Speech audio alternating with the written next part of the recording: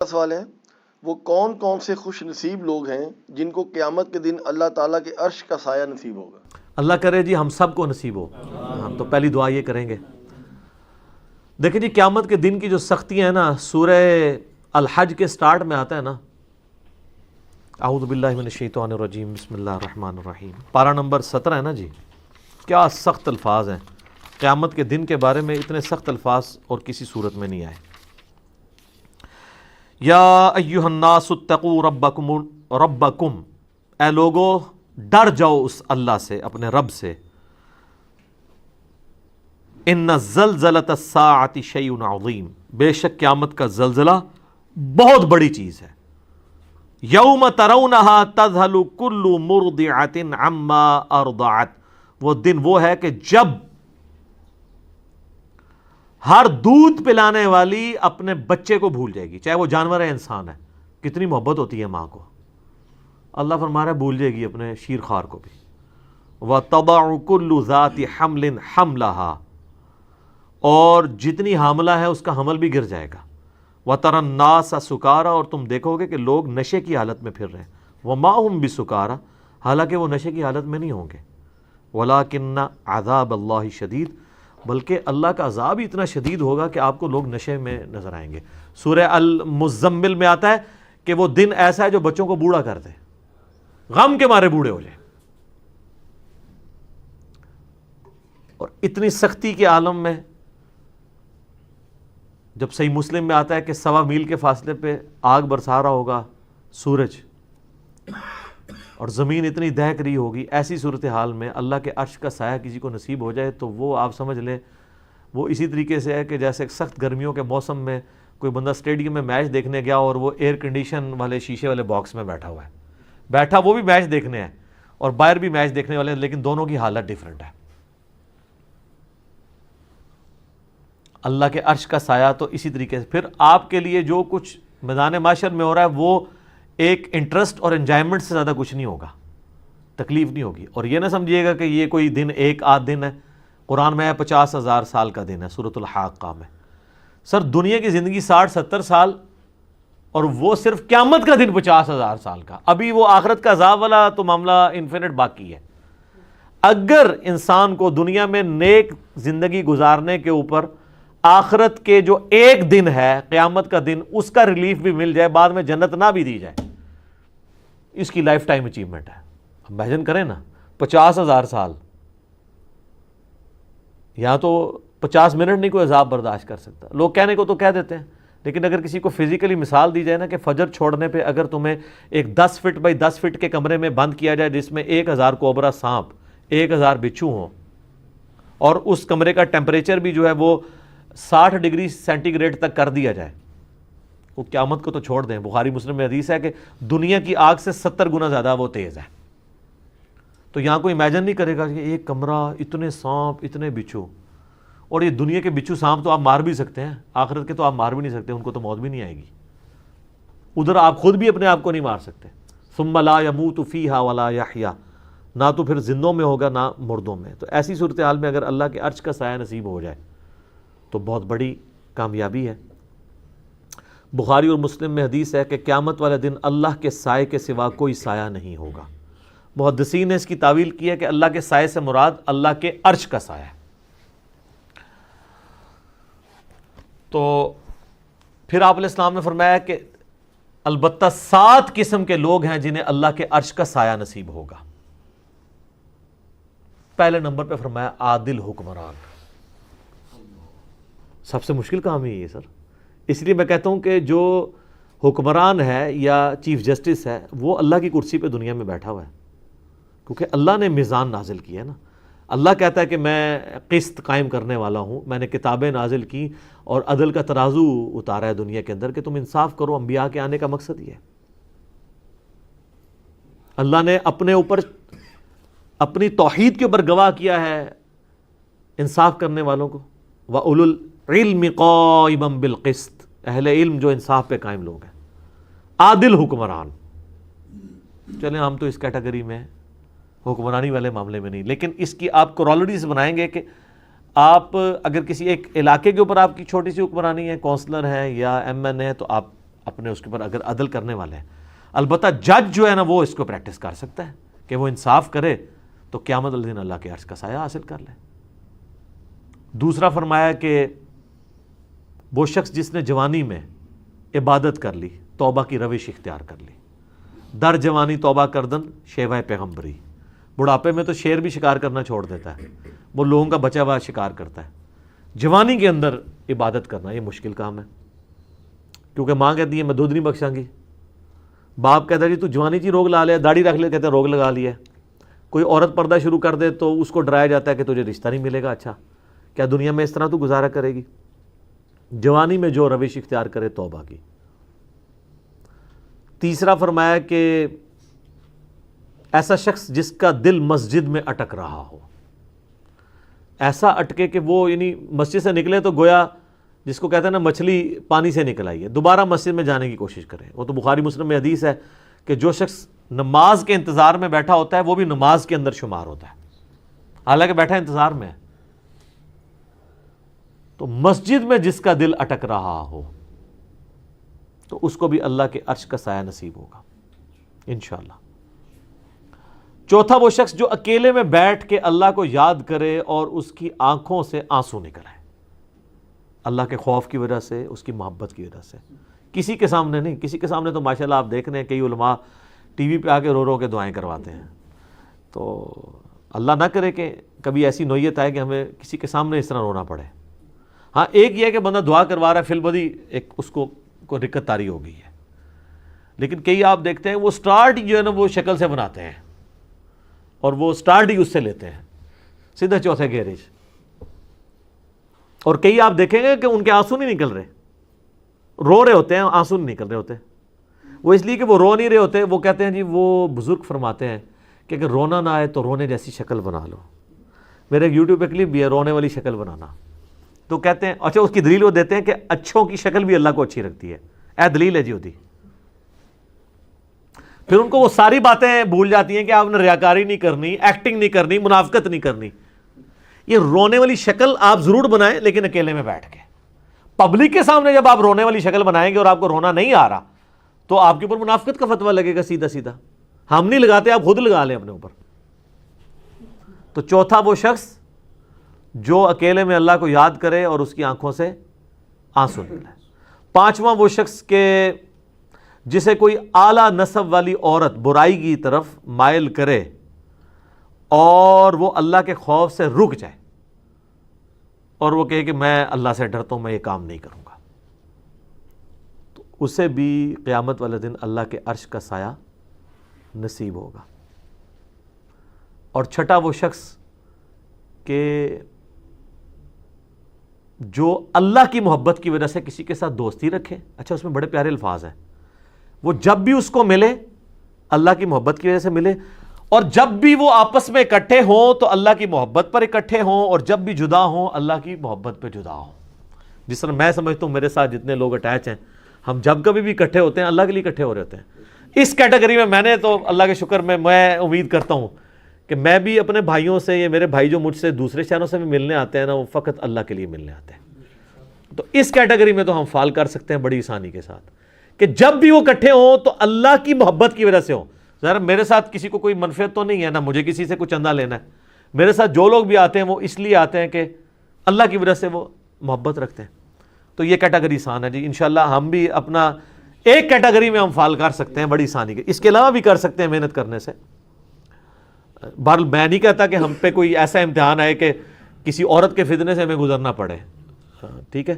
اس کے بغیر ہی جو ہے نا وہ ہم اللہ تعالیٰ اس بغیر حساب و کتاب کی جنت میں داخلہ عطا فرمائے, 70,000 لوگوں میں شامل فرمائے. تو اللہ کے لیے جمع ہوں اللہ کی محبت پہ, اور جب جدا ہوں تب بھی اللہ کی محبت پہ. اللہ کی باتیں کرتے ہوئے اکٹھے ہوں, جدا ہوتے وقت بھی اللہ کی محبت پہ جدا ہوں. اچھا یہ واحد وہ بات ہے جس کے اوپر نبی علیہ السلام نے تفصیلی گفتگو کی ہے. یہ 7 لوگوں کو جو عرش کا سایہ نصیب ہونا ہے نا, باقی سب اجمالاً ہے. عادل حکمران, دیٹس آل. اس کی کوئی آگے تفصیلات نہیں بیان کی, ٹھیک ہے. اکیلے میں بیٹھ کے روئے, آنسو آ جائیں, کوئی تفصیلات بیان نہیں کی. یہ واحد موقع ہے جہاں آپ علیہ السلام نے ڈیٹیل بات کی کہ جو لوگ اللہ کی محبت پر اکٹھے ہوں, جب بھی ملیں تو اللہ کی محبت پہ اکٹھے ہوں, اور جب جدا ہوں تو اللہ کی محبت میں. وہ تو مسلم شریف میں حدیث ہے نا کہ ایک شخص اللہ کے لیے کسی دوسرے شخص کو ملنے جا رہا تھا تو انسانی شکل میں ایک فرشتہ نازل ہوا. اس نے کہا کدھر جا رہے ہو؟ ان کا فلاں شخص کو ملنے. کیوں؟ رشتہ دار ہے؟ نہیں. اور کوئی منفعت؟ نہیں. کیوں؟ اللہ کے لیے، میں صرف اللہ کے لیے اس سے محبت کرتا ہوں. تو فرشتہ کہنے لگا مجھے اللہ نے بھیجا ہے کہ اس کو جا کے خوشخبری تمہیں سنا دوں کہ اللہ بھی تم سے محبت کرتا ہے. واہ جی واہ، کیا بات ہے. ہمارا اللہ سے محبت کرنا یہ چھوٹی چیز ہے، اللہ کا ہم سے محبت کرنا یہ بڑی چیز ہے. ٹھیک ہے. وہ جو مولا علی کے لیے کہتا ہوں نا، وہ جو غزوہ خیبر والی حدیث ہے بخاری مسلم کی، کل اس شخص کے ہاتھ میں جھنڈا دوں گا جو اللہ اور اس کے رسول سے محبت کرتا ہے اور اللہ اس کا رسول اس سے محبت کرتا ہے. دیکھیں اللہ رسول سے محبت کرنے والے اس وقت بھی اللہ کے فضل سے کروڑوں میں ہیں، لیکن آپ مجھے کسی ایک پہ انگلی رکھ کے کیا گارنٹی سے کہہ سکتے ہیں کہ اس سے اللہ اور اس کا رسول بھی محبت کرتا ہے؟ صرف اس نے ظاہر رکھ سکتے ہیں. لیکن میں کئی لوگوں کے بارے میں گارنٹی دے سکتا ہوں کہ وہ اللہ اس کے رسول سے محبت کرتے ہیں، واقعی کرتے ہیں، چاہے ان کے نفس میں سستی بھی ہو. یہ کمال نہیں ہے، کمال یہ کہ ادھر سے بھی محبت آئے، ایک طرف سے نہ محبت چلتی رہے. تو 6 بندے ہو گئے تھے،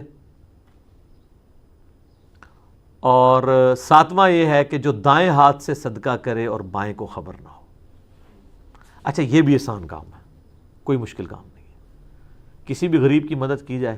ابھی یہ جو کرونا کے دن چل رہے ہیں، آپ دیکھیں کئی لوگوں کے کاروبار اجڑ گئے ہیں، ان کے لیے بیسک نیڈز کو میٹ کرنا مشکل ہو گیا. تو آپ اگر ان کے لیے مدد کر سکتے ہیں، لیکن یہ ہے کہ اپنے اپنے رشتہ دار، اپنے اپنے جو قریبی محلے دار ہیں، ہر بندے نے اس کو دیکھنا ہے، وہ اس کی ذمہ داری ہے. تو اللہ کا شکر ہے ہم تو اپنے طور پہ جہاں تک ہو سکتا ہے، جو ہمارے اللہ تعالیٰ نے جتنی وسعت دی ہے، کوشش کرتے ہیں، لوگوں کو ترغیب بھی دلاتے ہیں. تو یہ 7 کے 7 لوگ جو ہیں، وہ کوئی بھی ان میں سے کسی ایک کیٹیگری میں فال کر گیا تو اس سے اللہ کے عرش کا سایہ نصیب ہوگا. لیکن اس کے ساتھ یہ لازمی چیز ہے کہ وہ باقی معاملات کو بھی لے کے چلتا ہو. یہ نہیں ہے کہ وہ اللہ کی راہ میں صدقہ اور خیرات تو کر رہا ہے، نماز کوئی نہیں پڑھ رہا. یہ احادیث میں جتنے فضائل آتے ہیں نا، یہ اس شخص کے لیے ہوتے ہیں جس نے بیسک ڈیٹم لیول اچیو کیا ہوتا ہے. مثلا اگر میں آپ کو کہوں کہ آپ پاکستان میں کاروبار شروع کریں گے، اس کے لیے یہ شرائط ہیں، تو یہ انڈرسٹوڈ ہوگا کہ آپ کو جو آئین پاکستان جس چیز کا اختیار دیتا ہے اس کے اندر اندر آپ فال کر رہے ہیں. مثلا میں کہوں کہ ہاں بینک میں اکاؤنٹ کھول سکتے ہیں. اب یہ انڈرسٹوڈ ہے کہ اگر آپ کے پاس پاکستان کا شناختی کارڈ ہے، شناختی کارڈ کے بغیر اکاؤنٹ نہیں کھلتا. ٹھیک ہے، یہ انڈرسٹوڈ ہے. اب آپ نہیں کہہ سکتے نہیں میں پاکستان کا شہری ہوں، سب کچھ ہوں، میرا اکاؤنٹ کھلنا چاہیے. نہیں، شناختی کارڈ اس کے لیے شرط ہے. اسی طریقے سے نماز شرط ہے مسلمان ہونے کے لیے. قرآن میں آیا نا، منیبین الیہ، اللہ کی طرف رجوع لانے والے بنو، وَأَقِیمُوا الصَّلَاةَ، اور نماز کو قائم رکھو، وَلَا تَکُونُوا مِنَ الْمُشْرِکِینَ، اور مشرکوں میں سے نہ ہو جاؤ. یعنی جو نماز نہیں پڑھتا اللہ کے نزدیک وہ کیا ہے؟ مشرک. اور مسلم شریف میں حدیث ہے 246 نمبر، بندے کے کفر اور اسلام، شرک اور ایمان کے درمیان فرق نماز ہے. لہٰذا یہ جتنی احادیث میں فضائل یا قرآن پاک میں فضائل آئے ہیں کہ آپ کو یہ کرنے کے اوپر یہ مل جائے گا، یہ مشروط ہیں کہ آپ ڈیٹم لیول کا دین پریکٹس کیے ہوئے ہیں. اگر آپ نے وہ نہیں کیا ہوا پھر کوئی فضیلت نہیں آپ کے لیے. سبحان اللہ کے اوپر 10 نیکیاں آپ کو تبھی ملنی ہے جب آپ یہ باقی کام بھی کر رہے ہیں. وہ کہتے ہیں نا، نہیں سبحان اللہ و بحمدی 100 دفعہ پڑھ لیں تو سمندر کی جھاگ کے برابر بھی گناہ معاف ہو جائیں گے. نماز نہ پڑھے بے شک، اس طرح نہیں ہوگا. اس کو سپورٹیو مسلم شریف کی حدیث ہے، اگر کبیرہ گناہوں سے بچا جائے تو ایک جمعے سے دوسرا جمعہ، ایک رمضان سے دوسرا رمضان، اور ایک نماز سے دوسری نماز درمیان کے تمام گناہوں کا کفارہ ہے. یہ حضور علیہ السلام نے کلیئر کر دیا، اگر کبیرہ سے بچا جائے. اگر کوئی کہ جی میں ایک جمعہ پڑھ لوں اگلا جمعہ پڑھ لوں، تو حضور نے کیا کہا؟ کبیرہ گناہوں سے. تو نماز چھوڑنے سے بڑا کوئی کبیرہ گناہ ہے؟ شرک کے بعد دنیا میں سب سے بڑا گناہ نماز چھوڑنا ہے. اچھا، ایک رمضان سے دوسرا رمضان، پھر تو لوگ کہیں کہ بس رمضان میں نمازیں پڑھ لو، روزے رکھ لو، اگلے رمضان میں کر لو، بیچ چلے سارے معاف، جس طرح اکثریت مسلمانوں کی ہے. لیکن حضور نے کہا اگر بیچ میں کوئی کبیرہ گناہ نہیں کیا، اور ایک نماز سے دوسری نماز درمیان کے گناہوں کا کفارہ ہے اگر کبائر سے بچا جائے. کبیرہ گناہوں کی توبہ جو ہے صرف معافی سے ہوگی، وہ آٹومیٹیکلی معاف نہیں ہوتے ہیں نیکیوں کے اگینسٹ، بلکہ وہ توبہ کرنے سے، اپنی اصلاح کرنے سے معاف ہوتے ہیں. لہذا جتنے فضائل قرآن و حدیث میں آئے نا کہ آپ کو یہ پڑھنے سے یہ ملے گا، یہ پڑھنے سے یہ ملے گا، یا یہ 7 لوگوں کو اللہ کے عرش کا سایہ ملے گا، یہ سبجیکٹڈ ٹو وہ ساری چیزیں ہیں. ورنہ تو یہاں پہ لوگ کتنے دسترخوان چلا رہے ہیں اور وہی سمجھ رہے ہیں کہ ہم کچھ بھی نہ کریں، بے شک حرام کے مال سے دسترخوان چلا رہے ہیں تو ہمیں اللہ تبارک و تعالیٰ قیامت الدین اللہ کے عرش کا سایہ دے دے گا. نہیں. یا ایک بندہ کہتا ہے میں اکیلے میں بیٹھ کے اللہ کو یاد کیا اور رو دیا، پھر سال بعد جو ہے وہ ایک عید کی نماز پڑھ لی تو مجھے اللہ کے عرش کا سایہ مل جائے گا. نہیں، یہ تب ملے گا جب آپ نے وہ بیسک ساری اچیو کی ہوں گی اور یہ انڈرسٹوڈ ہوتا ہے. اس سے بڑی کیا انڈرسٹوڈ چیز ہو کہ بخاری اور مسلم میں جو کتاب الایمان چیپٹر ہے دونوں میں حدیث ہے کہ اسلام کی بنیاد 5 چیزوں پہ ہے. آپ مجھے بتائیں، آپ کہتے ہیں کہ میں نے ایک بلڈنگ کھڑی کی لیکن اس کی بنیاد کوئی نہیں ہے. ایک بلڈنگ 5 ستونوں کے اوپر کھڑی ہو، آپ کو یہ سمجھنا آسان ہوگا جس طرح آپ یہ ہاؤسنگ سکیمز میں یا بیریئر ٹاؤن میں یا ڈیفنس ہاؤسنگ سکیم میں چلے جائیں تو آپ دیکھتے ہیں بڑی بڑی ٹینکیاں ہوتی ہیں، ٹھیک ہے نا. پرانی جو تھی نا ان کے نیچے وہ 4 5 ستون ہوتے تھے، اب تو ایک پورا ایک پلر بنایا ہوتا ہے نا. آپ وہ 5 ستونوں والی ایک ٹینکی ہے، آپ اس کا ایک ستون گرائیں، ویسے تو 1 کے 2 گرانے سے ہی وہ نیچے آ جائے گی. 5 کے 5 ستون آپ اس کے گرا دیں تو ٹینکی آ گئی نیچے، دھڑام سے سب کچھ ختم. اب آپ یہ نہیں کہہ سکتے ٹینکی میں تو اتنی محنت سے پانی جمع کیا تھا ہم نے، اتنی دیر موٹر چلی تھی، اتنے ہارس پاور کی، اتنی بجلی خرچ کی تھی، وہ سارا پانی ضائع گیا تھا، سر ہو گیا جو سامنے دیکھ لو ضائع ہوا ہے جی. اب آ جائیں آپ اسلام میں، ایک بندے نے تسبیحیں پھیری، صدقہ اور خیرات کیا، سب کچھ کیا، لیکن اس نے وہ 5 کے 5 ستون گرا دیے. اور سر یہ وہ ستون ہے کہ ایک گرنے سے بھی عمارت نیچے آ جاتی ہے، ایک کے اوپر بھی کمپرومائز نہیں ہے. یہاں 100/100 آپ کو نمبر لینے ہیں. بخاری مسلم دونوں میں حدیث ہے اسلام کی بنیاد 5 چیزوں پہ ہے. نمبر 1 لا الہ الا اللہ محمد رسول اللہ کی گواہی دینا. نمبر 2 نماز قائم رکھنا. نمبر 3 زکوٰۃ دینا. نمبر 4 رمضان کے روزے رکھنا. ایک روایت میں نمبر 4 اللہ کی راہ میں حج کرنا اگر استطاعت ہو، اور 5ویں نمبر پہ رمضان کے روزے ہیں. اور ایک روایت میں جو ہے وہ رمضان کے روزے پہلے حج بعد میں، بل یہ 5 چیزیں. یہ 5 بنیادیں جب تک آپ پوری نہیں کریں گے اس وقت تک آپ آگے معاملہ. اور صرف ان 5 پہ بھی نہیں ہے، حقوق العباد کا بھی معاملہ الگ سے ہے. قرآن میں جو آیت ہے سورہ نساء میں، جو لوگ یتیموں کا مال ناحق ہڑپ کرتے ہیں اپنے پیٹوں میں دوزخ کی آگ بھر رہے ہیں. اب یہ نہیں ہوگا کہ وہ حاجی نمازی ہے تو حرام مال کھانے سے پیٹ میں دوزخ کی آگ نہیں جائے گی، چونکہ اس نے وہ جو ہے وہ 7 عرش کے نیچے اعمال کرنے والوں میں سے ایک عمل اس نے کر لیا ہے. سر وہ 7 کے 7 کر لے. دین ٹوٹل پیکج کا نام ہے، یہ پک اینڈ چوز نہیں ہے. اور ڈاکٹر اسرار صاحب اکثر کہا کرتے تھے نا کہ یہ ٹوٹل پیکج ہے، آپ نے اپنی مرضی کا دین نہیں لینا، ٹھیک ہے. تو وہ تو خیر بڑے سخت جملے بولا کرتے تھے کہ یار لینا ہے تو پورا لو، نہیں تو دفع ہو جاؤ. وہ یہ لفظ بولا کرتے تھے. اللہ کو تمہاری کوئی ضرورت نہیں ہے. ویسے ہے یہی ہے، دفع ہو جاؤ والی بات ہے. اس کو سپورٹنگ وہ چیز ہے ادخلوا فی السلم کافہ، اے اہل ایمان پورے کے پورے اسلام میں داخل ہو. بلکہ اللہ نے تو منافقین کی روش یہ کہی ہے کہ جب حالات سازگار ہوتے ہیں تو وہ تمہارے ساتھ چلتے ہیں، اور جب برے حالات ہوتے ہیں پیچھے ہٹ جاتے ہیں. سورہ الحج میں ہی آیا ہے کہ بعض لوگ ہیں وہ دین میں کنارے کنارے پہ چلنے چاہتے ہیں کہ سب کچھ ہیپی ہیپی چلتا ہو، جیسے ہی ذرا تکلیف ہو پیچھے ہو کے بیٹھ جاتے ہیں. کیونکہ تکلیف کے ساتھ معاملات کو لے کے چلنا بہت آسان ہے.